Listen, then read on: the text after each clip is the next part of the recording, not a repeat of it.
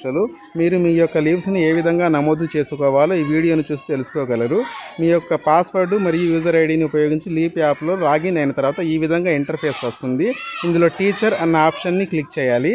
Teacher అన్న ఆప్షన్ని click చేసిన తర్వాత టీచర్ సర్వీసెస్ అని మూడవ ఆప్షన్ ఉండిద్ది. ఆ టీచర్ సర్వీసెస్ని క్లిక్ చేయాలి. టీచర్ సర్వీసెస్ని క్లిక్ చేసిన తర్వాత లీవ్ మేనేజ్మెంట్ అని చెప్పేసి రెండవ ఆప్షన్ ఉండిద్ది. ఆ లీవ్ మేనేజ్మెంట్ని క్లిక్ చేయాలి. లీవ్ మేనేజ్మెంట్ ఆప్షన్ని క్లిక్ చేసిన తర్వాత లీవ్ అకౌంట్ హిస్టరీ అని ఉండిద్ది. దాన్ని క్లిక్ చేయాలి. లీవ్ అకౌంట్ హిస్టరీ క్లిక్ చేసిన తర్వాత ఈ విధంగా ఇంటర్ఫేస్ వస్తుంది. దీంట్లో కొద్దిగా కిందకి స్క్రోల్ చేస్తే స్పెషల్ క్యాజువల్ లీవ్ అని ఉంటుంది. ఈ స్పెషల్ క్యాజువల్ లీవ్ వచ్చేసరికి మేల్ టీచర్స్కి 2, అవైల్డ్ డేస్ 0 కాబట్టి 0, ఫీమేల్ టీచర్స్ కూడా 2 అవైల్డ్ డేస్ 0. దాని తర్వాత మళ్ళీ కింద కొద్దిగా స్క్రోల్ డౌన్ చేస్తే క్యాజువల్ లీవ్ అని వస్తుంది.